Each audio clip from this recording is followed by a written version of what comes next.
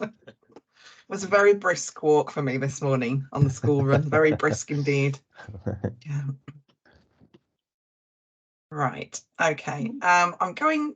Oh, Adam, you've already started. Have you started recording? Yeah.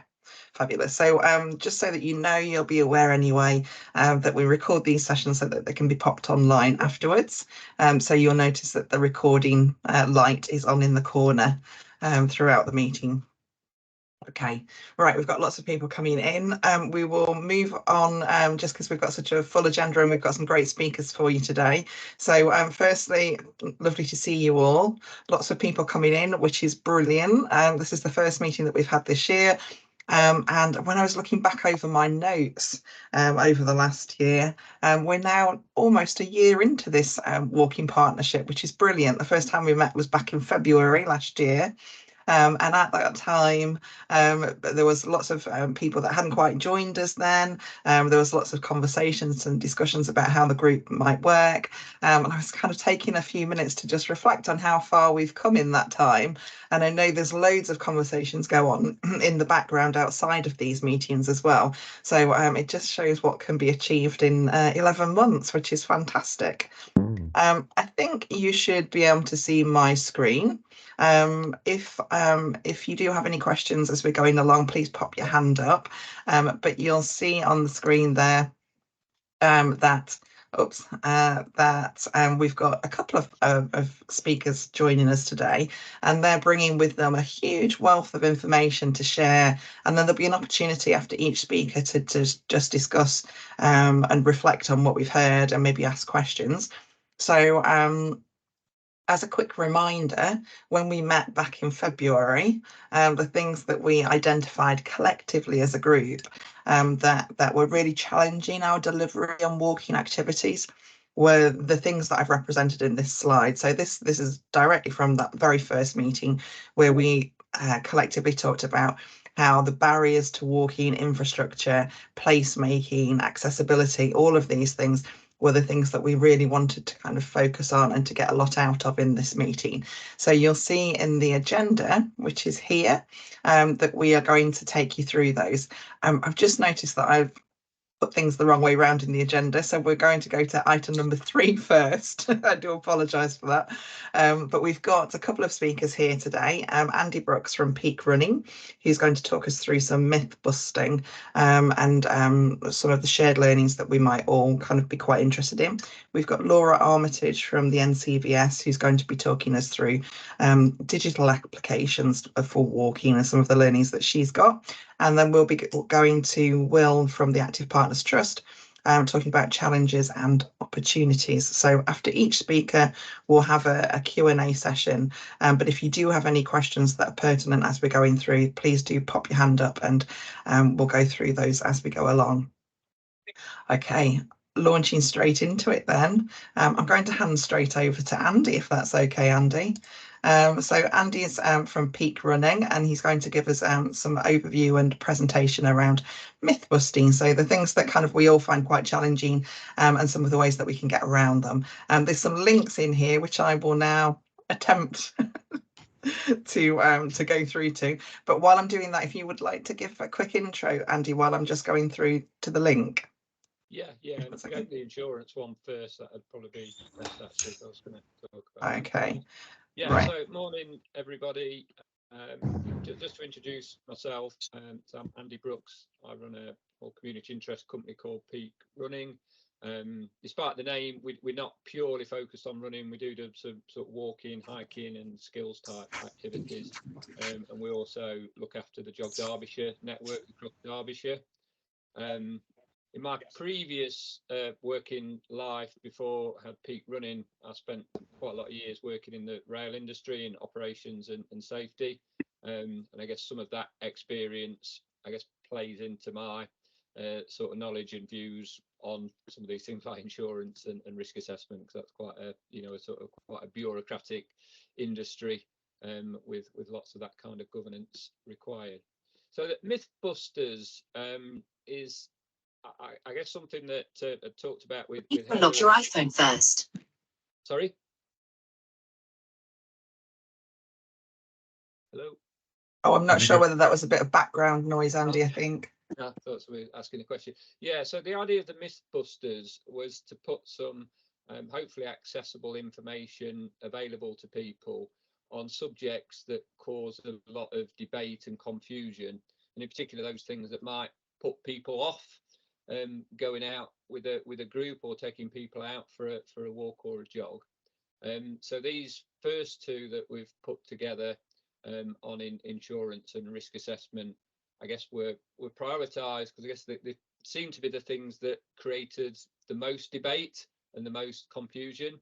I've been in a few meetings over the last year on the Walk Derbyshire side, and also some discussions across both Derbyshire and Nottinghamshire, where insurance in particular just seemed to come up time and time again as a thing that people weren't sure about. And I think with insurance, I'm not going to go through the detail because they're available on the website for people to sort of read through, but I'll just give a bit of a flavour for them. So I guess insurance is an issue because I guess it's often people are told they can't do stuff because of a lack of insurance.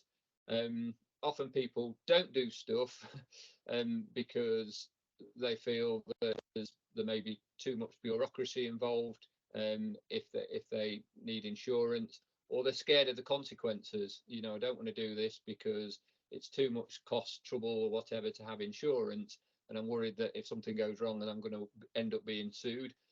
So people might not want to sort of take a group out for a walk. And I think at the other end of the scale, I sometimes see things happening where people are doing stuff without insurance and perhaps leaving themselves a little bit vulnerable. And what sometimes I see happening is that people believe that if they just tell people, well, you're doing this at your own risk, or they get them to sign a disclaimer to basically say, I confirm I'm doing this at my own risk, that they're covered, and and that's removes the need for insurance, which isn't quite true. So as the Mythbuster attempts to, I guess, sort of clarify all of that, and I think something that we always have to bear in mind is that, and I certainly found trying to write this, it took quite a long time to sort of think it through and write it. It's I guess a desire to be very clear and exact, but it's hard to be absolutely precise because there's so many different scenarios to consider. So you've got to think about where the activity is, what it is, who's involved, and the capability and experience of the people involved, and what the conditions might be like on the day. Obviously this week where it's very cold and icy might be very different to a warmer day as well. I think the good news is that it is largely common sense, but there can be issues around, I guess, people being a little bit naive in what they're doing, and sometimes the scope of what they're doing creeping up. So, for example, I guess at the bottom end of the scale, if people just want to take a few friends or family members out on a walk or a jog, those people are people that they know well, they know their capability, and they know where they're going is very much the kind of environment those people might go into in their everyday lives, walking around the village or the local park. There's not really any need for insurance. Most of us do that with friends and families without giving it a second thought. I suppose what can sometimes happen, if a group starts going out regularly, people within the group might start to invite their friends and the friends of friends, and somebody say, "Oh, I'll put this on this Facebook group." So all of a sudden it's gone out to 100 people, and somebody rocks up that they didn't know before. So the person, gets seen as the organizer, but doesn't necessarily know enough about those people. And it's also, I think, as they go on and start to enjoy going out for a walk, they might think, well, we'll go a little bit further, or we might go here and visit this location next week. And over a course of time, They can go from walking around the park to say, oh, let's go and climb Ben Nevis. You know, so it starts as a, you know, little embryo there, but it sort of grows and grows. And at some point, they're starting to create sort of risks if they don't know the people, if the people have got, you know, sort of vulnerabilities within the group, if people are starting to bring children, etc. And if they're taking people into an environment they're not regularly going into, and there may be hazards that they don't appreciate because they don't go into that environment, then insurance is something that at some point is worth thinking about having, if that makes sense. So in terms of the law, there isn't a law that says you have to have insurance. The only time that does apply is for an employer, that employer's liability, but for volunteers taking people out for walks, there's no actual law that says you need to have insurance. But as I said, because of, you know, depending on the scope of it and who's in that group, it might be something sensible to have. And it's really a case of the person, you know, I guess, using this guidance and judging for them, judging for themselves, as to, you know, whether they think they should have it. But also thinking about there's ways of getting insurance without having to go and buy it for yourself. So the kind of insurance we're talking about is public liability insurance, that means if something happens, there's an insurance company that would that it could be passed off to, that would assess it and would deal with any compensation if it was due. But there's ways of becoming insured without going and getting your own policy. So if you train as a walk leader on an accredited course, or through UK Athletics, if it's jogging and running. Oh, excuse me, I've just got a little bit of a frog in my throat. Then often those organisations, if you've gained that qualification, you've automatically covered by their insurance for the activity.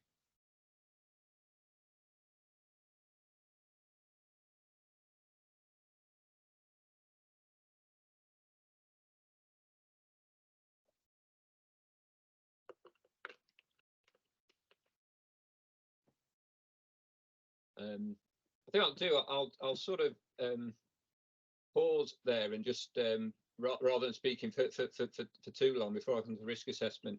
Is there any real sort of burning questions on the subject of insurance and what I've said so far?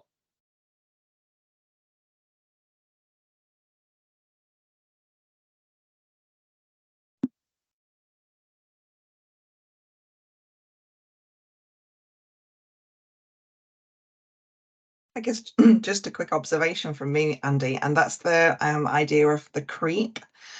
We get that quite a lot ride-wise. We start with one thing in mind, and then 6 months later, it's grown and morphed, and it's quite hard to kind of recall exactly the original scope because it's quite organic. And I think it's a really good point about that kind of creep and growth, because it is quite natural for it to grow and for you want to do more and more. And I think that was a really good point. Yeah. And I think it comes back to those things, is considering, you know, what it is, where it is, who's involved, and, you know, and the conditions on the day, and, you know, so sometimes just stepping back and thinking about that. I think we might have a question. If it's a regular group, they will almost grow in experience together and sort of push that along. You know, it's more when you go into somewhere very different and you're introducing people into an environment that they're not aware of, which sort of links into the risk assessment side of things, because we've put these two out together. Sorry. Before we move on to the risk assessments, I think we've got a question from Edwina. Yeah. Hi, Andy. Yes, just a quick one. Do you know sort of what sort of the cost of the insurance? So for that sort of group that sort of develops sort of organically, and there isn't a sort of a trained leader on the the group. Do you know anything sort of in terms of the cost and who the insurers are? Wouldn't hold you to it if you don't. So. It is quite a difficult one to answer, because I guess, as people know, for the other insurances you have as an individual for your house and your car, the premiums range massively and change year to year. But I think if you're clear of your sort of scope and what it is, you're sort of in the ballpark of maybe between 100 and 200 pounds a year typically. If you're taking people up mountains and stuff, then it that becomes more. But then when you're doing something a little bit more extreme, then it's probably more important that the person has qualifications. Often a qualification will reduce the premium down, if that makes sense. So there are aims to the sort of outdoor organisation. There's Baylands. There's a few. I could perhaps sort of share with you sort of links of some of the ones that I'm aware of, to sort of share around. I'm struggling to think off the top. I sort of know who we use, but it probably wouldn't be appropriate for a community group. Andy, I'm just thinking about some of the slight exceptions to that, and I wondered whether it was worth flagging up that sometimes, if it is that more organised walk, quite often the grant funder stipulates a minimum limit for insurance liability. So I'm just thinking, for example, we have some walks with Nottingham City Council, and I think their minimum liability is £10 million, and it's a condition of the grant funding. So it's always well worth kind of considering whether it's an informal or formal, or whether there is a grant funder requirement, because that's always the thing at the end when you've just signed for the money, and then you realise that you've got to get all of these things in order as well. Yes. Yeah. And I think the other thing is to confuse it. What the primary thing talking about here is public liability. So the people that you're with, if they come to harm, that they've got a route they can claim through an insurance company, rather than claiming off the person seen as the organizer as an individual, because obviously as well as the potential expense, it's quite a stressful process. I guess another thing I've tried to sort of explain in the document is, because we don't want people to be scared that you think, like, if somebody like twists an ankle, I'm going to get sued, because of loss of earnings, because they can't go to work the next week or whatever. It's not quite as straightforward as that, in that if somebody does get hurt, I guess the things that have got to apply, they're only going to be able to claim from you if it was because of something you did or omitted to do. If they tripped over a curb, and they're a perfectly capable adult person that encounters curbs every day, well, that's not your fault. If you were fully aware that there was a hidden hole in the woods, that you were aware of, that people might not obviously see, it starts to change slightly. And also the person to be able to claim has got to prove that, one, it was down to your negligence in some way, because you did something, or you omitted to do something, but also that was the cause of the injury. So just because somebody gets injured, that doesn't mean to say they're gonna claim off you. Which, and as I say, just linked to the risk assessment, because the risk assessment can be a good process to being able to demonstrate, well, I did everything I reasonably could. As I pointed out the things that people that it wouldn't have been immediately obvious to them, etc. Murat. Hello, thank you very much. Good morning, everyone. Andy, firstly, thank you very much for putting this together, because it is brilliant. We've been talking about myth busting for ages, and now we've got this document, and and I'm very grateful for that. So thank you very much for your time and energy, and for all those behind the scenes that have got it together. For me, I think what it boils down to, from my, it's like from a very, very practical point of view, is responsibility, isn't it? It's like the person, what you've just been talking about is the possibility of going through this sort of, these problems and having to talk to a lawyer and God knows what, is the sort of fear factor that people have, what if? And of course, walking is probably the most low risk activity you could do, isn't it? Bottom sitting. So I think what you've set out here is made it really sort of clear that, sort of the risks and responsibilities are actually not negligible, but they are very low. It is very low risk. And as long as you're being sensible, like you said, it is common sense, then we ain't got much to worry about. But it is really nice to have it clear that it is pretty straightforward if you follow these points, and if you're being sensible about it, it's going to be fine. I think from my point of view, sort of walk leading and helping others volunteer and walk lead is just getting them to feel confident that they can do it, and not to worry about the kind of like what if, it's just to keep it under control. And probably you'll come on to that with the risk assessment. So I think that's it from me, really. Yeah. Thank you. Thanks for that. Laura. Yeah, they do seem to have been a little bit of a long time coming, and I guess quite interesting, just in the process of writing this down, thoughts going through my mind is that, I wanted to write it in a way that was helpful, and it not to be too weaselly, because there is this sort of grey area. At what point does it kick in? That you can't say definitively, and a little part of me said, well, I don't want to write something that's going to come back and haunt me, and somebody's going to try and sue me because they've said, well, he said I didn't need insurance. So it's been quite a challenging sort of process in that respect. Can we sort of flip over to the risk assessment one, and then you're able to sort of open that one.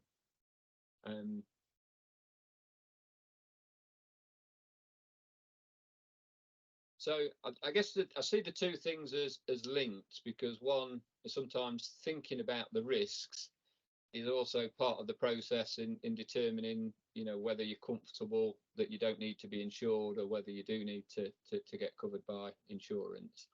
And often, if you have got insurance, or you're covered by the insurance provided by another body because you're a affiliated leader, or you're a member of a governing body or whatever, the insurance policies will require that a risk assessment is done. But it is an area that can put people off, because sometimes it's seen as, a difficult or highly skilled process and time consuming.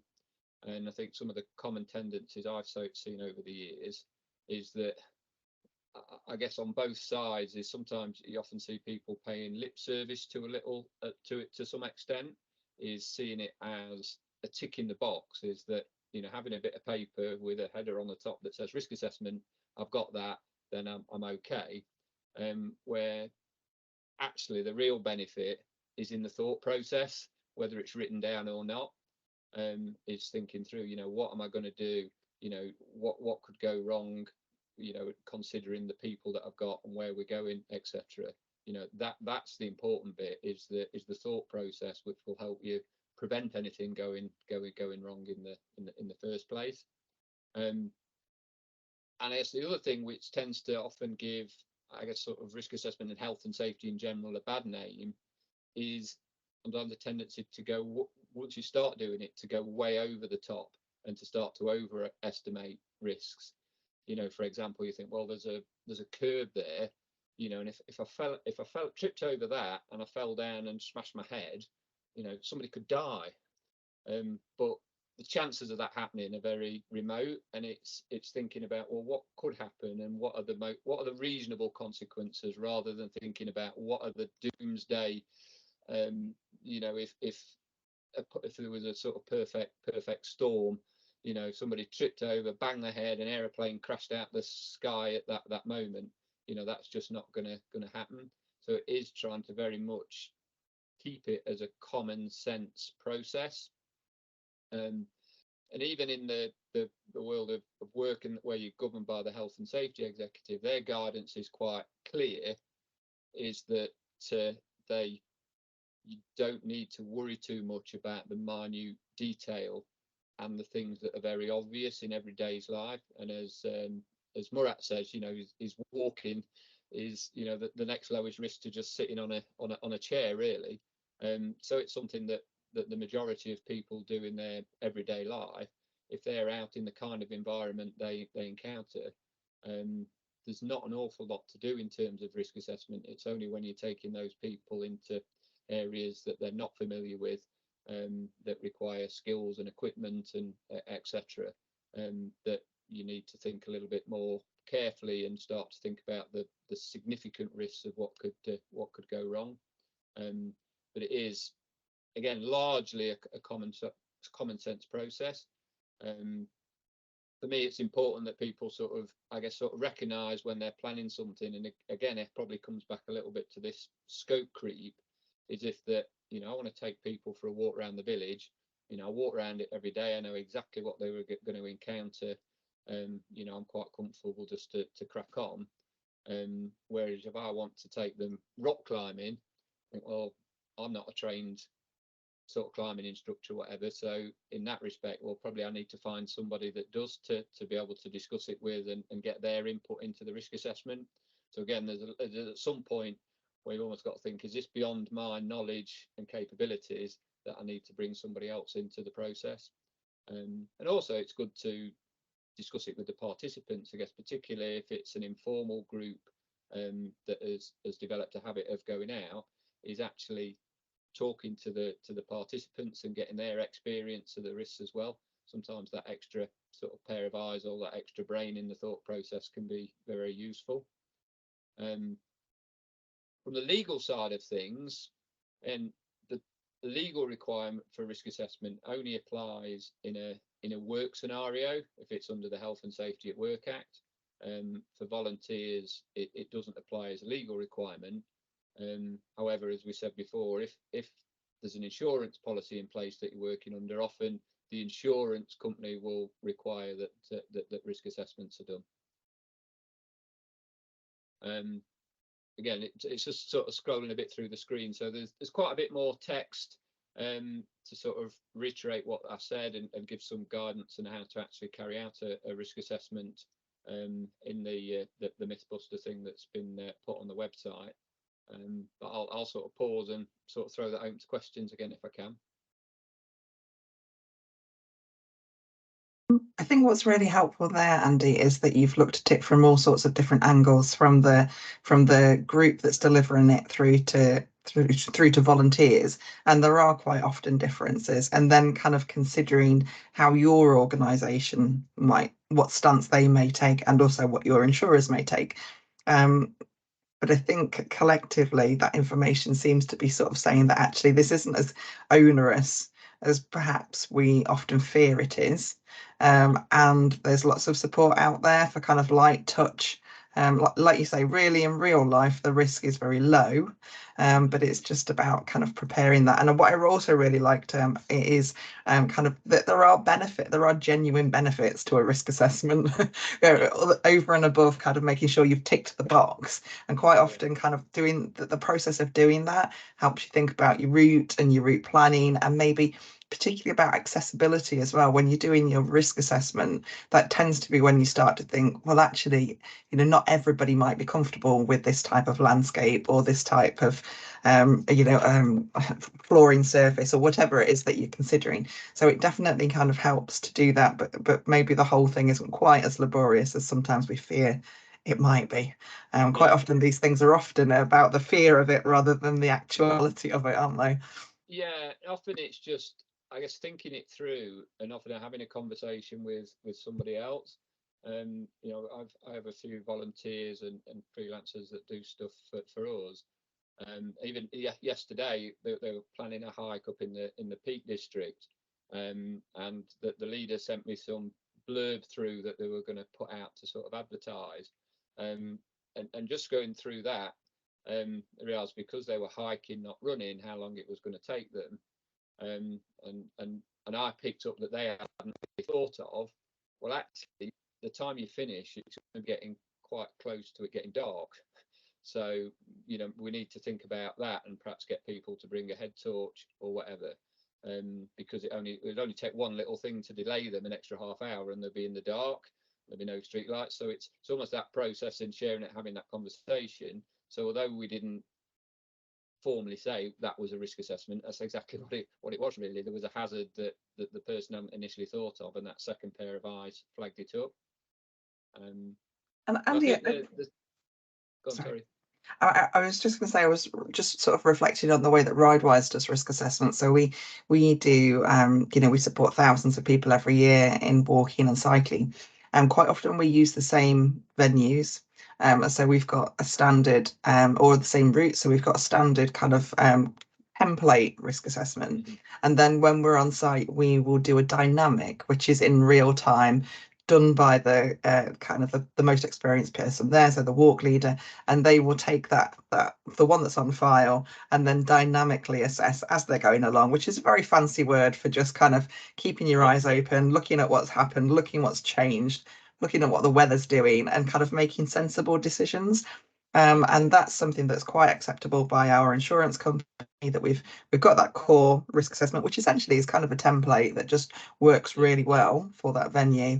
And then anything else that we do is considered to be dynamic and done on the spot almost. Yeah. And when you think about it, it kind of has to be that way. For it to be practical and it to work, doesn't it? Is because absolutely. things do change. Yeah.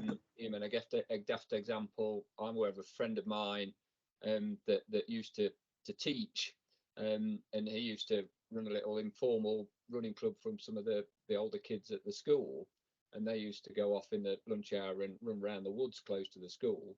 And one day it was really windy, and some of the branch sort of got blown down from a tree, and the powers that be in the school, sort of banned him. He wasn't allowed to do that anymore. Nobody was hurt, but they identified the risk. So he couldn't go out. He ended up taking him around the streets because there was a risk of branches falling down, which was totally bonkers. So that's saying, if it's a really windy day, avoid the woods, which you generally would do anyway. But it doesn't mean to say you never go and run in the woods. So it's that dynamic. What's happening today that might change it. And that rather than just to pulling off the shelf, we've got a risk assessment, it's sat in a folder, that we did 5 years ago, is to actually being able to keep it alive, in real time.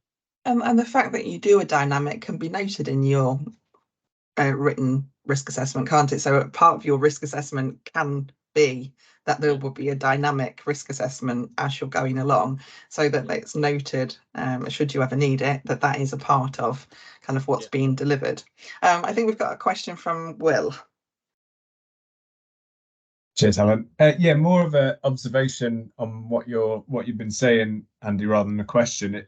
You talked a lot about common sense, which is absolutely right, but also getting to know the participants that you're working with. It just seems really a really crucial part of risk assessing and setting up groups, and getting to know capability, but also getting to know the motivation of those participants. So do they want to go for a walk to improve their health, or is it a challenge, or is it just about socializing and walking and talking? And I think that will help any sort of leader to understand, well, what do I need to do here? What do I need insurance? Can it just be a straightforward walk? Do I need to push it a little bit? It's just that getting to know people part, which I think is really important in all of this. Yeah. Communications is key. I know I quite a few years ago, I learned a valuable lesson where I started a regular run with a group that I knew through a running club, and we were going off into the hills to doing some stuff, and people started to sort of ask if their friends could come along, and I was sort of willing, the more the merrier. And then somebody turned up that it turned out clearly hadn't got the capability for it. They'd run a bit in the past, but they'd not run for the last year, and it totally derailed the whole trip, because everybody ended up basically walking. it wasn't what people had signed up for. So I'd realised very quickly I need to be clear as to what it is, and if necessary vet people. And sometimes necessary say, well, I don't think this one is appropriate for you. So sometimes it can lead to a decision. So well, maybe while we all want to be inclusive, sometimes some activities need to be restricted a little bit. Does anybody have any questions for Andy on the risk assessment or insurance side? Hopefully, that's given you a good overview, and there is the links are in the chat to both of those web pages, so those resources are available for you to kind of look through and absorb at your leisure. So they're both at the top of the chat, that's included, and I think as well Adam's just put a note on there. We know that kind of this myth busting, and sometimes it's about convincing the powers that be as well, that things need a lighter touch or don't need necessarily what more kind of rigorous interventions might need. If there are any other myth busting topics that you're interested in, like things that keep cropping up time and time again that are problematic, that put in huge amounts, especially for volunteers. We see lots of walks where a lot of this is pushed down to volunteers, and then it becomes a real barrier for those volunteers engaging and wanting to engage. As quite often when people volunteer, the last thing they think they're going to be doing is filling in a million pieces of paper, and so that can be sort of a genuine barrier. So if there's anything else that you kind of think, well, this particular thing is causing us difficulties or is causing us unnecessary admin, please do pop it in the chat or shout out. Hugh, I think Will, I think we've got another question from you or a comment. Yeah, it was just a follow on from what you've said, Helen. I think it'd be really good for us just to get some feedback from people that are using it, and it is also the functionality of the page and how it's been set up, and does it make sense? Is it intuitive? Can people use it? And also, if people are sharing it with partners and community groups and whatever, it'd be really good to just get a bit of feedback as to, does it work? Does it need to look slightly differently? Are there other things that need to be added to that? Because this is something that's cropped up time and time again. That's the point of Andy, putting this together. It's we keep talking about this sort of myth busting document, so we've gone and done it, but it can only really work if we're getting feedback from people and it's evolving over time. So yeah, just feedback would be really useful, I think. Yeah, absolutely, definitely, and we're more than happy to consider other sort of input from other partners as well, and anything that you've learned that we think might be useful to pop on there. Okay. So yeah, that feedback can come via email afterwards. We usually send out the links so that people can have a look at the recording, and so when we do that, we'll make sure that we share those links as well, so that you can kind of access them and share them with other partners. It doesn't look like anybody else has their hand raised, in which case, Andy, thank you so much for pulling that together. It's really concise, it's a really good overview. I think people will find it really useful. It's probably one of those things that you probably pop back to time and time again and take little snippets out as you go along. So thank you for the presentation and for your time in putting the information together for everyone as well. Excellent, thank you. Yeah, that was so helpful. I didn't ramble too much. No, not at all. The other thing that I've, and I found it useful already, I think, once it's there, it does make it easier to answer questions, and there's something to refer people to. Definitely. Give the answer, but they've got a resource that they can go back to. Yeah. They need to. And I think that's a really good point as well, because sometimes when you are challenged that you might need X, Y, and Z, there's very few resources online to back up kind of what you know, either instinctively or that you've learned sort of organically. It's really difficult. And as soon as you start phoning up insurance companies, you can wipe off the rest of the day. So it's really helpful to just have somewhere to go back to and just kind of ask those questions. So yes, thank you very much. Yeah, okay. Thanks, guys. Thanks for the invite. Thank you. We're going to move on now to introduce Laura. So many of you will already know Laura, Laura Armitage from the NCVS. Laura's here to talk to us today about digital applications that can support walking and some of the experience that she's got and some of the walking apps that have progressed in the projects that Laura is working on. So without further ado, Laura, I'm going to kind of bring you in if that's okay. Yeah, for brilliant. your section. Just going to be 1 minute. I'm just going to sort out my slides so I can show you what's what. I'm just realised I don't have my extra screen, so I might struggle to share this. Can we link it up? Huh? Can we link it up here? No. Give me one moment. Right one up.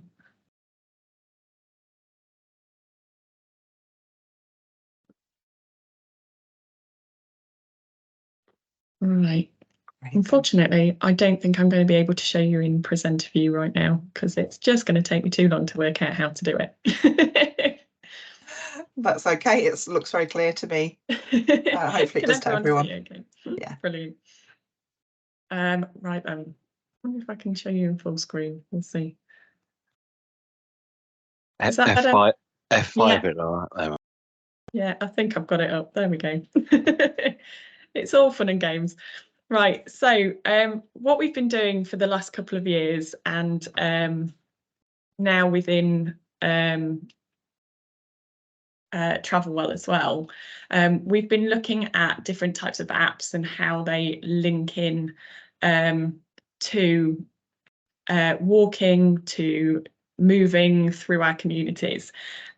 We know sort of the apps aren't available to everyone and things like that, but we've been specifically looking at what sort of apps would be useful as infrastructure to support those local level walks, those on the ground, getting people up and into walking, and then that sort of development on from there. Can you pull up the Teams meeting? Yeah. So the first thing we looked at is, why do you need a walking app? So we were looking at the digital infrastructure, how to reach people who can't attend groups. We all know that a lot of people have a lot of different things going on in their lives, and sometimes they can't make the walking groups that are running at the end of their street and things like that. The times are wrong, or they're not on a weekend when they're free, they work shifts, that sort of thing. So we want to be able to share walks with people that would love to go on the walks but can't actually attend them. Allowing access to a wider group of people. A lot of different age groups use apps as a first route into something. So they'll investigate, they'll do their research first rather than just turning up at a group. They'll go and they'll have a look and do that sort of groundwork first to make themselves more comfortable about coming along to something. So they might do that through social media, but they can also do that through apps as well. A lot of people have got access to smartphones. It's almost expected now in society that you have access to a phone that does what it needs to do. So although there is a section of the community that might not be the case for, we've got to take those people into account. So looking at how to engage community in exploring their local spaces as well. So we're looking at this from sort of more of a local level. It's about how to use apps in your community to get people off their doorstep and walking. And I know some of the research that the Active Partners Trust did and a few other walking organisations have found that a lot of people do walk from their houses more than they do from elsewhere, or they want something that is local to them so they can walk to it or is very close to them to start that walk. Okay, so things that we had to consider were, as I've said, things don't reach everyone. Some apps are more user-friendly than others.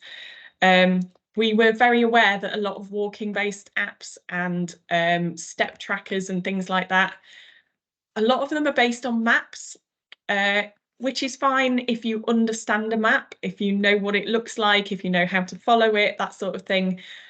Ultimately, it's not for everybody, and some people maps just don't compute. So we were looking at alternatives to that as well. Getting things onto apps often costs time and money, mainly because those walks have to be walked, they have to be photographed, they have to be uploaded, they have to, you know, there's lots of base work that goes into getting things onto these apps. And finding that local knowledge about the best routes to go in a particular area is really important. So you have to work with communities on that grassroots ground level. We looked at where to target first. So we were looking at areas with the lowest levels of access maybe to green spaces, high levels of ill health, maybe areas of deprivation, that sort of thing. So we were looking statistically for places that needed the infrastructure there for people to get out and walk. And we were looking at sort of the fact that once we got an app, we also then had to let people know it was there. So how then do you advertise it? Because that also has associated costs. How do you let people know about it? And how do you know that that specific one is the best one for them in their area? So there was lots of different things that we've taken into account. Nottingham chose, Nottingham City, Green Space looked into it initially, and Nottingham City have run with the Go Jauntly app as an entry-level nature connection route mapping app. So it's a really nice app. It's quite a friendly interface. You go onto the app, it's lots of photographs, it's lots of pictures, it's lots of it's very social media like. So it's not like a lot of the walking and fitness apps where you go on there and it feels like a walking app. It feels like it's trying to take you somewhere or something like that. All of their routes work from photo to photo. So instead of following a route on a map, you'll follow a photo, you'll go to the next photo, you'll go to the next photo. And you can report if one of those is not quite accurate, you can pop that onto the app as well, and they can report that and change that photo for you as well. So it's a really nice sort of comfortable way into walking in a more fluid way. So when we go out, we know a route, we know that we turn left at that tree, we know that we turn right at that building over there. And that's how they've sort of developed this app in that sort of way. And it really does have some really nice things in there. So you can take a photo of trees and you might put a little description that this particular route, it'll be really nice. There'll be bluebells in spring, in summer, it's really, really lovely leafy trees. In winter, you've got lovely autumn colours. So you can put those things into those routes as well. So people can look at the routes in advance, make themselves comfortable with them, and then go out and walk them, which is a really nice way round of doing it. Nottingham paid for a 2-year subscription to Go Jauntly, which has enabled us to have on their website PDF downloads as well. So those people that don't have access to smartphones for that route walking on site, they can download those PDFs. We've also currently got offline walking as well, so that people don't have to be online while they walk, so they don't have to have data. So all of those walks can be downloaded in advance and then they can be walked on site. We've also got a couple of walking challenges built into this as well. And they are a fantastic way of getting people, one, to download the app, because we can get maybe challenges in schools and that sort of thing, where we pitch schools against each other, competing to walk the furthest or the most people walking the most times to a school, that sort of thing, that we're just starting to look at getting up and running. They have walk challenges, which is maybe a distance. So over a month, can you walk this far? And doing the routes alongside that as well. So they've got those little challenges to make things interesting. And they also do little puzzle trails and things like that as well. So we've got a couple of puzzle trails. I think Bulwell Bogs is one of them, and that sort of thing, where you can turn up and it's probably a 20-minute trail. If you've got kids with you, things like that, they can go and find different words on a playground in different areas, and they'll go from one to another and they have to spell out a word and that sort of thing. So just walking with a bit of a twist to it. And it's got that sort of interactive level on there, which is really nice. So that's the one that Nottingham's run with. It's live at the moment, so Go Jauntly is available, and we've got the Travel Well in Nottingham collection, which is a collection of different walks across city centre areas. And that, I mean, it's been a challenge in some areas to get really nice walks that connect people with nature and things like that, but it's been done in all the different areas, and we've tried to keep those walks in safer places and things like that for people to walk as well on their own. What's really nice is with it as well is that because we're now looking at walk leaders in the community, we're hoping to go and work with walk leaders in the community to train them to add routes themselves if they want to as well. It's not going to be for everyone, that's absolutely fine. But hopefully people will see that actually when they go out on a walk, they can map that walk as they go. So as long as they just take a photo here and there, they can then upload that route and we can add it into that collection as well. So they can share that walk for other people to do at a later date, which is really nice. It's nice as well because we know that they're safe and secure. We know that people have walked them on a regular basis and that sort of thing, which is nice.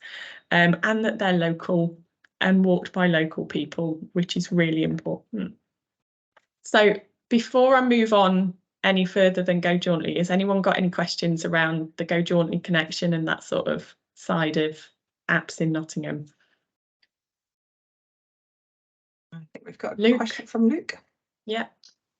Yeah, hi Laura. I think the Go Jauntly sounds great. My question was, now this has been taken up in the city, are there any plans to have this across the county in Nottinghamshire, do you know?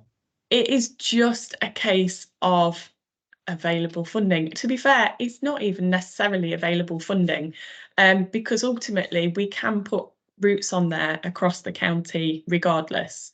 So it's just about people deciding to utilise the platform and any sort of funding costs around that and how we then fund that.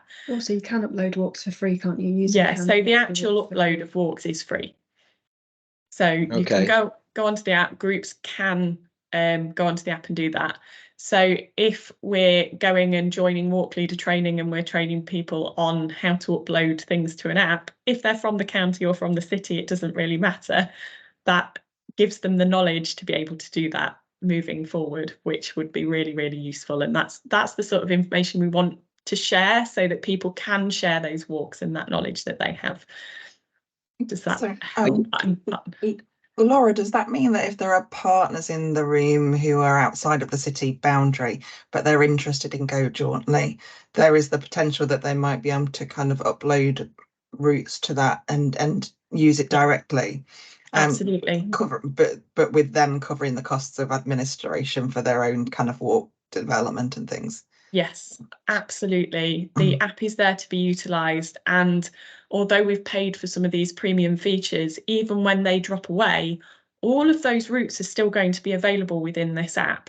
The only time they take routes down is if someone reports that they're either dangerous, something's happened and they have to be removed, or they've changed beyond easy tweaking and they need to be rewalked and remapped.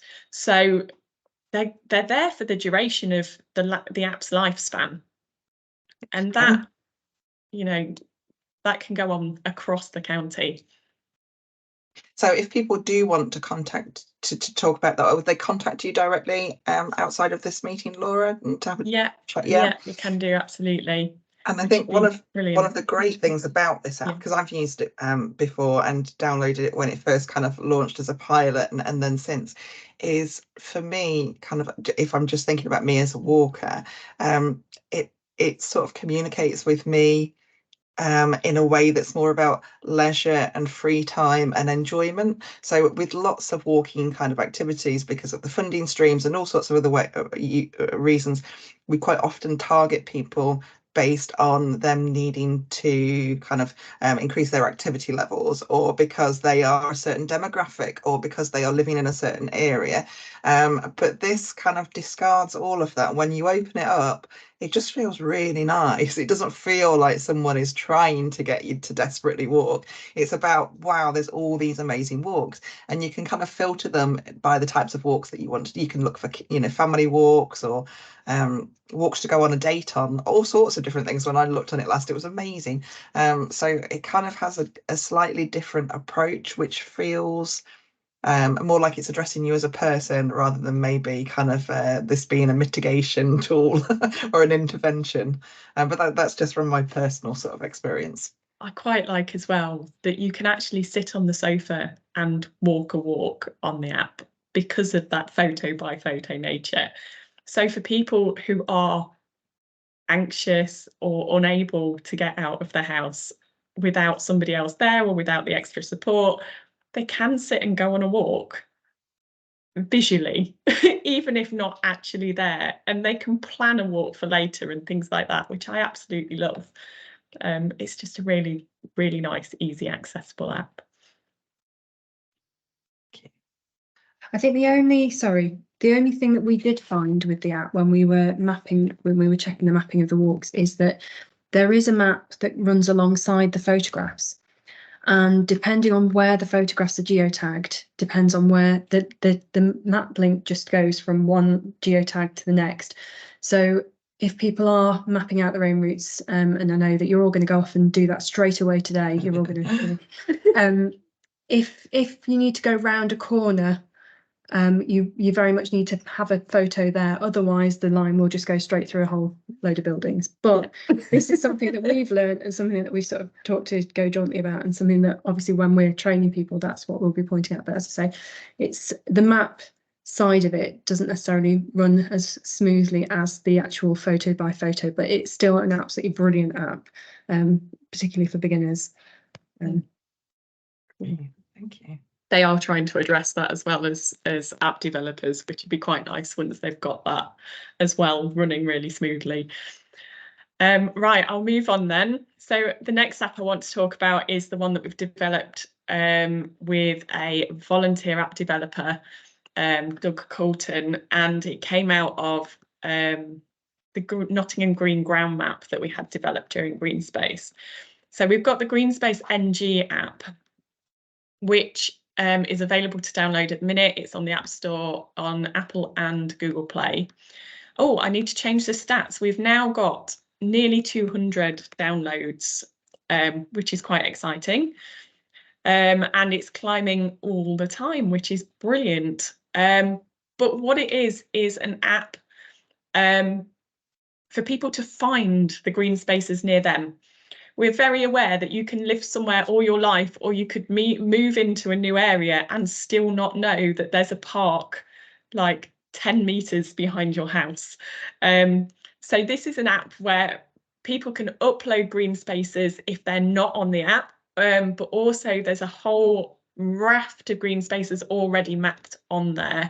And they're sort of categorized into these different levels. So some of them might be near canals, rivers and streams, recreation grounds, they might be woodland, they might be a faith sort of place, they might be gardens and farms, caves, that sort of thing.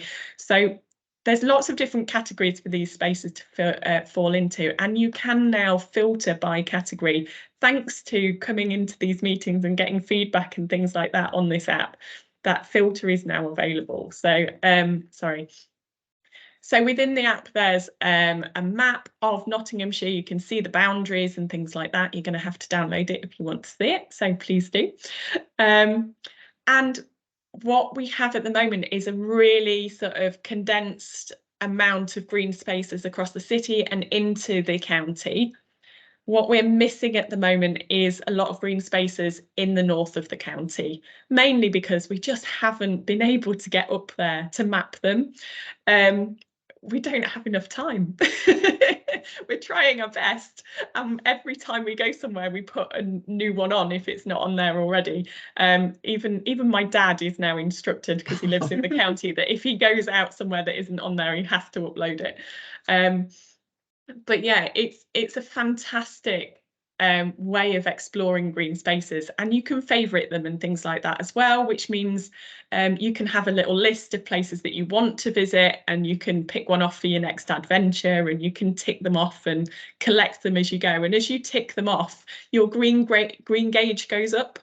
So it'll show you that you've visited more and more green spaces, the more and more green spaces you visit within Nottingham, which most people, the feedback that we've had when they've downloaded the app, they've really, really liked it. They've liked the fact that it's simple. There's not too many layers of complications. It does what it says on the tin. You know, you go in there and there are green spaces across Nottingham, and that is what it's all about. So yeah, it was built very easily. So it was literally built from an Excel spreadsheet of information that we built. And it was all then put together in this lovely app by our volunteer, which we are very grateful for. What has also come out of this app as well is that Derbyshire are also going to have a very similar version, and it may be connected to this one. So we're in discussions at the minute around how we might be able to do that. So Derbyshire will have a very similar app coming out at some point in the next few months that does the same thing. So it's a really nice way of showing those green spaces in an area, which is fab. One of the things that we also hoped that would come out of this app is that people would use it as a basis of starting points for walking and cycling routes. So they might pick 2 green spaces on a map and find a route to link them, or find a way to walk to that space or from that space to somewhere else, just giving people sort of a bit of a stimulus for creating those routes that then may be added onto Go Jauntly or some other mapping app for people to follow in the future. Thank you. So that's the first 2 that are really Nottingham specific. Does anyone have any questions about that one before I move on? Looks like everyone's okay. Fabulous.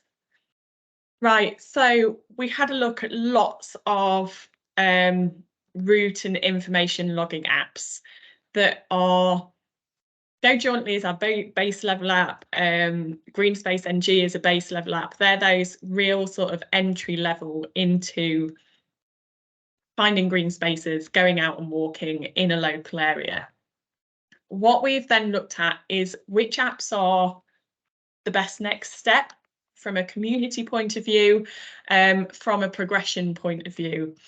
And we found that a lot of people quite like OS Maps and Komoot.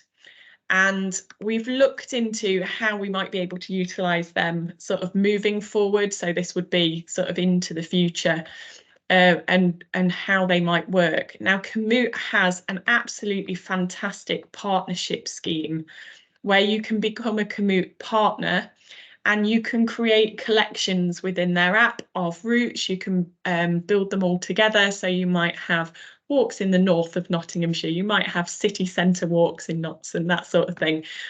So you can really sort of break things down into lots of different collections of walks. Within the walks as well, you can add photographs, you can add waypoints, so you can have nice cafes to visit en route, you could have the bench with the best view, you can have places to stop and take a selfie, you know, those sort of things sort of marked out on your routes as well. But what we really like about the Komoot app is that it has a feature where it can tell you what sort of surface you will probably be walking over. It's not 100% accurate, but it is pretty accurate. So you can see on the photos on screen that the surface of the walk that we've pulled out for this particular one was some of it natural, unpaved, gravel, you know, asphalt. Some of it's unknown, and it will tell you where it doesn't know that. But it will tell you if it's paved, so you know that you've got a paved footpath or a paved road to walk on. It will tell you sort of the ups and downs, so how much you're walking up, how much you're walking down. And that's really, really good for people planning routes, especially those sort of beginners getting out as that next step. And we were obviously just talking about the risks and things like that. This shows people where other people have walked, where routes that have been well trodden, routes that have been sort of collected, and information given, a bit more information about them, so that they'll know that they can get a drink somewhere, they can stop and go to the loo somewhere, there'll be a car park somewhere if they need it, or a train station and that sort of thing. So we really like this, and we liked that community aspect of it and the fact that you can build those into a community. However, to do that, you need to have a single point of admin to actually run that partnership for Komoot. So Nottingham would need a single point of administration to actually run that sort of platform, and that's what we don't yet have in place. So that would be something to look into sort of in the future as well.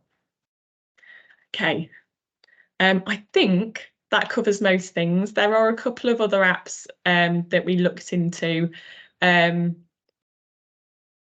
oh, this is the information on Partner at Commute as well. So if somebody did want to partner with Commute and create those profiles, even if it's just for your community, you can do that. So you just have to email them, you just have to create a username and things, and they will set you up, which is absolutely brilliant. And they do these in multiple languages. So the app does translate into all of those languages at the bottom, which is amazing. So you can write it in English and it will automatically translate into one of those other languages if needed for the user, which is just awesome. One of the things One of the things that strikes me with that, Laura, is how useful that is as a walking delivery team, because quite often you want to plan a route, you know it in your head, but you need to go out there and walk. You still need to kind of get boots on the ground, but this would help you to kind of plan suites of routes in advance of going out. And I think that's so useful as well, isn't it, to have that at your fingertips. From an actual planning point of view, it's amazing. Because you've got so much information about the walk before you even go and have a look at it. Yeah. So we looked at Ordnance Survey as well. It is mostly free. There is a paid option as well, which adds different layers in and things like that.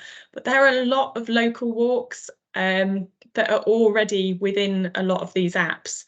So they can already be found on there and they can be added to rather than starting from scratch, which is really nice. But yeah, OS Maps is brilliant. It also has an AI function that you can hold it up to a landscape and it will tell you what's on the horizon. So you can actually see what you're looking at, which is really, really nice if you've got that sort of smartphone capability as well. Strava, a lot of people use it for mapping their walks, their runs, you know, counting their steps, that sort of thing. It's got some really nice challenges on there that people can join. It's got communities on there that people can join and clubs, that sort of thing.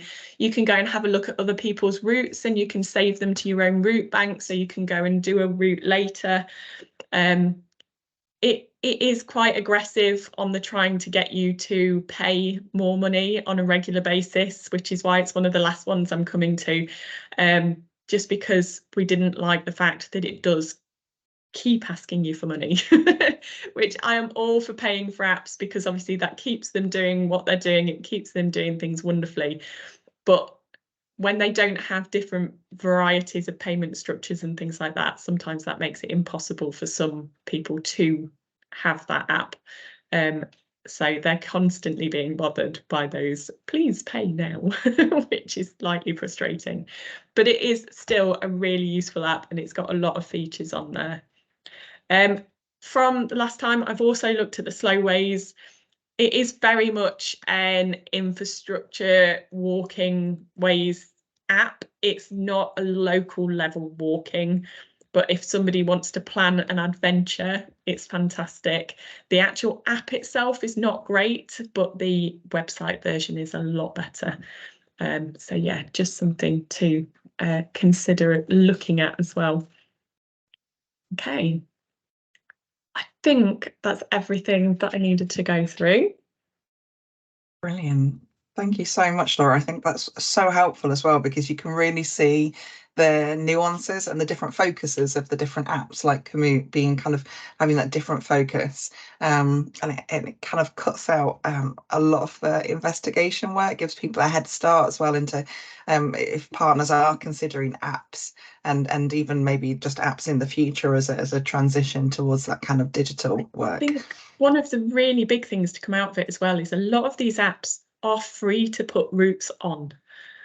So actually getting routes onto the apps, other than the people hours to actually make that happen, or somebody being really proactive and remembering to do it every time they go out, there's not a massive cost with a lot of these apps to getting the routes on there so that people can use them.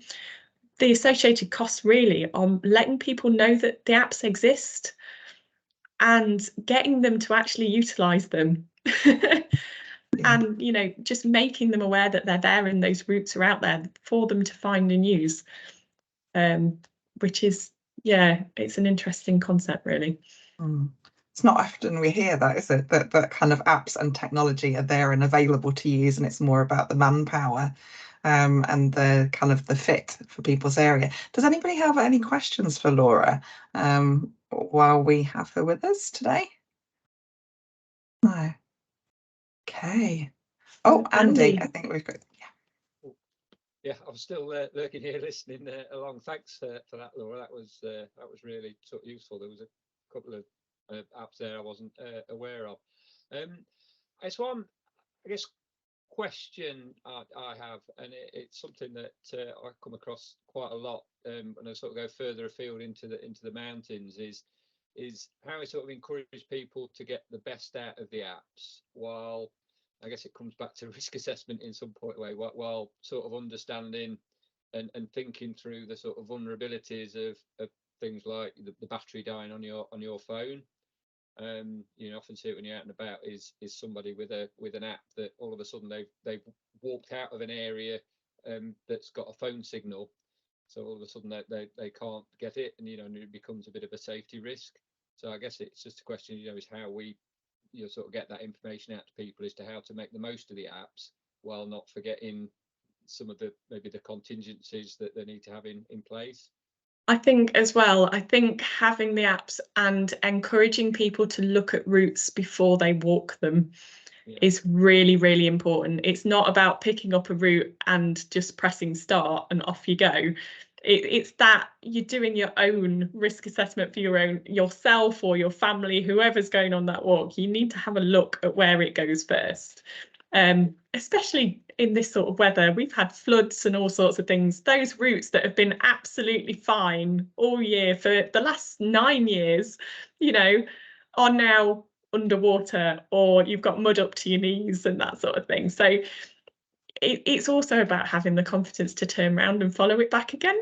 I mean, this is something that, your myth busting idea on the website. It might be worth, if there's not already a page about this, having tips, like a top tip of using an app, like making sure your phone's fully charged, having a battery pack with you, taking a head torch in case you run out of light, that sort of thing. Those top tips for going out on a long walk, or when you are using an app, would be really helpful for people, and having somewhere to guide people towards for that information as well. And certainly something that we would look at through Travelwell, tips for app use. We're also big believers in sticking things on YouTube as well. Lots of people, when they don't know how to work something or do something, go to YouTube and go, how do I do this? So maybe having those top tips available for us to share with the sort of app stuff as well, what you might need to take with you on a nice local walk, on a longer walk, that sort of thing, is really good to know. And I imagine that lots of the partners in this room have a website or a printed reverse of a map that says things to think about before you go out. I mean, we've all done them. Kind of, is your footwear suitable? Does someone else know where you're going if you're vulnerable? Do you understand your route? Have you got water with you in the summer, sun cream? There's loads of that information that we give out as part and parcel of supporting people into walking. And I guess the next natural progression is, as technology progresses and it becomes more integrated, it becomes, as well as all of those things, is your phone charged up, or have you downloaded the map so you can read it offline first? We used to do map reading lessons, sessions, things like that, so people could learn to read a map. But now we need what to do with your app. Yeah, that makes sense. Fabulous. I mean, part of what we do is map reading courses, and I'm always asked about apps. So a lot of the training course almost come a bit of a hybrid, is to how to use the traditional sort of map and compass, but also how to use them in conjunction with apps as well. Yeah, that's great. Are there any other questions then before we close this bit? Looks like possibly not. So if people do want to kind of follow up and ask any questions from Laura, then they can do that separately outside of the session. Those apps are available, so you can use them. You could just use them tomorrow if you wanted to. It's about kind of having the resources and how it fits in. we'll make sure that the information is shared as well, because I think that some of the broader apps, the potential apps, are just so useful for us to be able to kind of reflect on. And I think one of the concerns as well I hear lots is, what are we going to do if lots and lots of people start using dozens of different apps across our areas? And it's just really helpful to get kind of that focus on some of the ones that are really well performing, and very kind of consumer focused. So I think that's really helpful. So Laura, thank you so much for that presentation. It really was really interesting, really concise, and really practical as well. And I think that's kind of from the feedback that we were getting, that's really what people were looking for. So yeah, thank you so much for your time and for sharing that knowledge. It's really helpful. Thank you. The next and last bit on our agenda is moving over to Will. So Will from Active Partners Trust is going to talk with us for the next sort of 5 or 10 minutes. Will, can I hand over to you? You're going to be talking with us about walking provisions, challenges and opportunities, just kind of following on from feedback from previous sessions. Yeah, brilliant. Cheers, Helen. I'm going to just share my screen. Hopefully, I'm going to share my screen. Can you see that? Oh, Andy, you've got your hand up. Have you got something to ask before I crack on? Oh, it's gone. Okay, so thanks for that intro. I've now lost my thing. Well, it looks like it's screening your email inbox at the moment. Oh, that's not good, is it? There we go. Yeah. Can you see that now? It's blank, right? Well, it's a screen. It is a presentation background. I'm having a nightmare, Helen. What's going on? Let me try this instead. Any better? Yes, that's it. Yeah. Good. Right, I'm going to go to presentation mode. Right. Okay. Cool. So, yes, as Helen mentioned, really, this is a culmination of conversations over the last 6 months, year or so since we've been doing this work.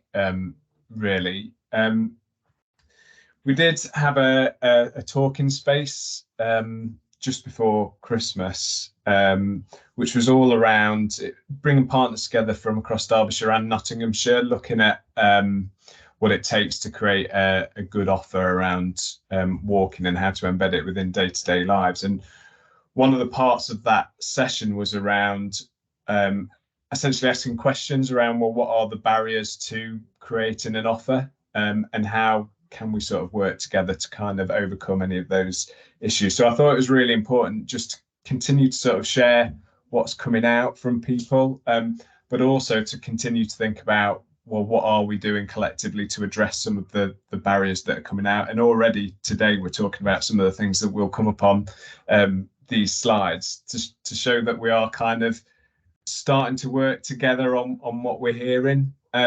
So one of the first questions we asked, I'm not going to go through all of these. Have a look at what's on the screen. I'll talk through one or two of these points, but if there's anything that really stands out to you and resonates with you, I'd really appreciate it if you just pop it in the chat if there's particular points, but also if there's stuff that is missing from those slides, then please feel free to put those in as well. It'd be really good to continue to collect people's thoughts around this. So one of those questions was, why is it important for us as organisations to deliver walking opportunities? And when we talk about walking opportunities, it's more than just walking groups. It might be around encouraging active travel. It might be around walk and talk groups. There's a number of different things we mean when we talk about walking opportunities. And people saying it was important for their organisation, it sort of extends the provision that they're already doing, which is really useful for them. It's almost another offer to what they're delivering within their community group.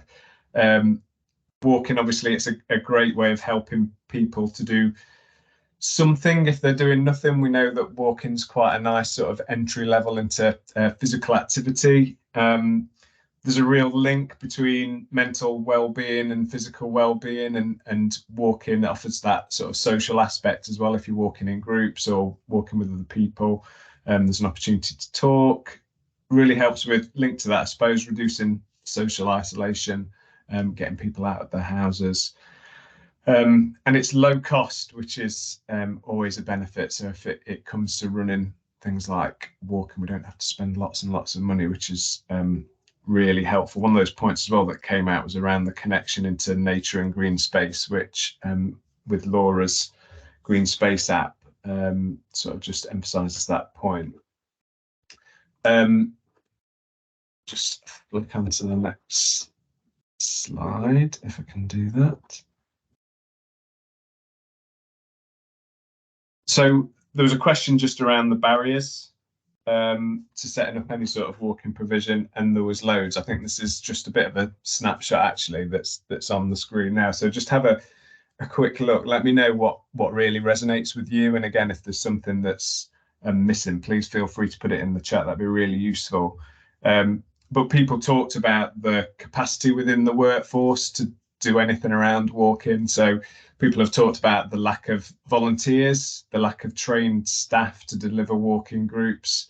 Is there more that we need to do to try and improve and increase that capacity within the workforce? And people understanding what the commitment is to deliver walking opportunities as well. So you might get volunteers that might want to say they're going to do loads of walking groups and lead walks, but actually they might commit to one session and then we never sort of see them again. So is there more we can be doing around that? People talked about the promotion of activities and the marketing need and comms need around delivering walking. People understanding what the motivations are around walking and getting to know people and what it is that kind of makes them tick. There's something around, and Andy's obviously touched on this massively today, the misconceptions around what it takes to deliver some sort of walking provision. So people really worried about the bureaucracy that's involved with setting up some sort of walking provision, the insurance that's needed. Do you need to be an accredited and qualified leader? And people not really understanding that. So hopefully the myth busting documents will start to help some of that. People talked as well about the lack of a starting point or a hub. People said that it was really important that if we're delivering things like walking groups, that groups have got somewhere central that they come to, that's got a toilet, that's got tea and coffee making facilities. So it almost becomes a bit of a social place to start, but also to finish. There seems to be a bit of a lack of that around the county. And people talked about a lack of funding, even though obviously walking doesn't cost a lot of money. There is a need for funding when it comes to things like if we're wanting to get insurance, then there's a need there. If we want to put people through walk leaders qualifications, then there's a bit of a need there. So a few questions just around funding. And the last slide, just real quickly, I'll flick through this. So in order to make or to create a really good walking opportunity, what is it we need? So talked about marketing and comms. Things like the walking apps are a great way to start to really share what's out there, the opportunities that are out there. We're also looking at working on a Walk Notts website. So is that an opportunity? How do we link into the websites and the comms offers that are already out there as well? Maybe that's something to work on. People, as I said before, the myth busting documents, that seems to be something that's been asked for a number of times, and we're starting to see those come out now, which is great. Number of people mentioned the lack of a short, snappy sort of training offer. Is there something that we can create that's that maybe an online offer that doesn't require days of people's time to go and learn how to become a walk leader? Again, mentioned before, funding support, lack of walk leaders seems to be really important for people. And I think my last point here is people talking about the need for accessible and inclusive environments in which to go and walk, and understanding what's out there for people to go and access. So if you're a wheelchair user, or you're struggling with mobility issues, or you're pushing a buggy, how can we find out where those places and spaces are where you can go and walk and not have to sort of experience and encounter any issues with access? So I guess there's just a few things there for people to think about, and maybe for us as a group to really think about, in terms of really coming together, working on this offer and creating more opportunities for people. So really important just to continue to think about what these barriers are and what it is we can work on together to really sort of address things. So I'll stop sharing now, hopefully, and slideshow. Stop sharing. Yeah, so any questions? I noticed no one's put anything in the chat, which is absolutely fine, but if you've got any points that you'd like to add, then please feel free to send things over, or yeah, just let me know. That'd be great. I think one of the really helpful things in this will as well is that it enables us, because this was collected from feedback from active groups and partners. It kind of helps us to see that maybe some of the things that we are struggling with are not specific just to our area, our team, our delivery unit, that there are these kind of shared difficulties and barriers and opportunities. And I think one of the things with this partnership and the group, the way that we work, is that collectively there are lots of opportunities for us to kind of look at, well, actually, if we're all struggling with this, how might we work in a way that's more cohesive and get over some of these things? And Murat, I think you have your hand up. Yes, thank you. Thanks, Will. Thanks for that. Kind of going over those points. Yeah, really, really helpful. And I think for me, just one thing that sort of flagged up was about funding, because you know, how much does it cost to run a walk group? It'd be interesting to sort of get you know, again, with those hints and tips even, to sort of get a bit of an idea of what it takes to run a walk. Because obviously, if you're just going out with a bunch of friends, you're going for a walk, you know.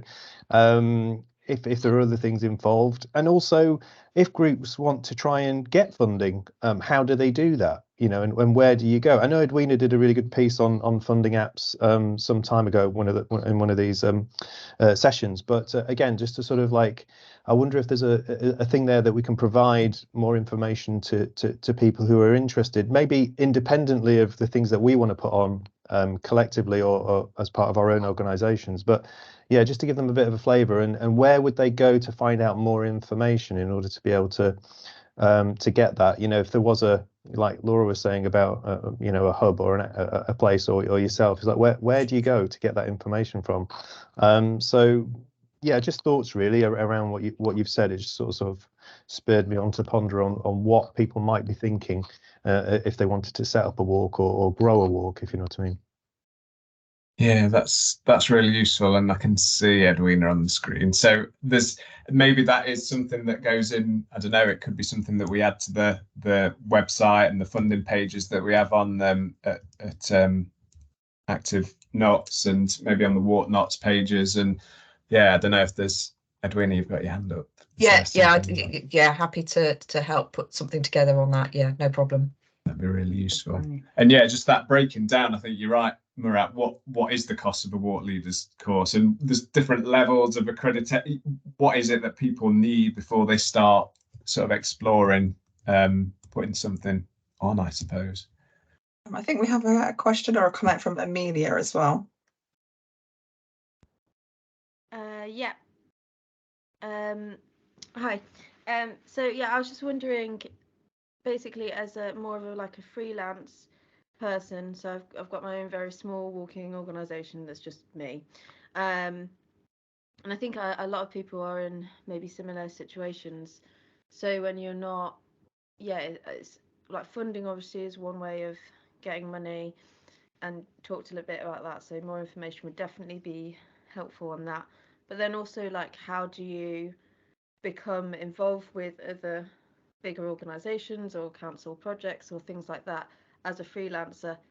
How do you become the name that organizations go to when they have got some funding themselves and they're looking for a walk leader or for someone to put on workshops, and that sort of entryway in when you're not already affiliated with an organization, because you're doing your own independent thing, but how do you just make that connection? I think would be really helpful if there was information on that. Thanks. Yeah, that's a really good point. And I guess there's some real strength in this group, isn't there, in sharing, you know, if you're delivering things in a certain district, maybe across the county or in the city, and maybe this is something that we look at next time we come together, Helen. It could be that we start to talk about, well, who is delivering in which place, and maybe there's an opportunity to really understand what's happening in certain districts and in certain parts of the city, just to sort of build that understanding. So yeah, good point, Amelia. Yeah, no, I think that's a really good point. Yeah, absolutely. And I think it's definitely something that we can look at in the future as to how we can kind of connect those people that are active in our communities, because there's definitely kind of opportunities there to share some of that expertise a bit more broadly. I am really mindful of the time, and we are bang on 11:30, which takes us towards to the end of the meeting. Thank you so much to all of our presenters today. I think the information that we've heard about and the presentations that have been shared are just really, really helpful to have that concise expert view. So thank you so much for the speakers for taking the time to compile all of that knowledge and to share it with us. Thank you so much for everybody that's come along as well and has joined in those conversations. If you do want to take some of those things further outside of the meeting, feel free to drop us an email. Everybody is more than happy to kind of support and to follow on with those conversations outside, because we're aware there's only so much we can do in the 90 minutes. Thank you so much for everything, and we'll send out a link and also links to things like the web pages that we've already looked at today and to Laura's presentation. And we'll leave it there. Thank you so much. Have a good rest of the day, everybody. Okay, cheers. Bye-bye. Thanks, Helen. Thanks, everyone. Thanks, everyone. Thank you. Everyone. Bye.